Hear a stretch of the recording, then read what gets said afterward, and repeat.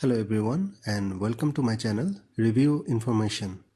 Today I will show you how to find out your computer's uptime. Let's see how to do this.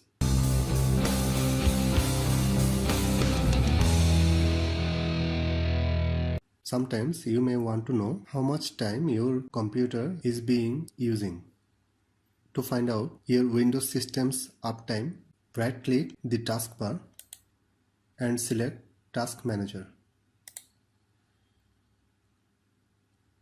From the top, click on the Performance tab and look under Uptime at the bottom of the window.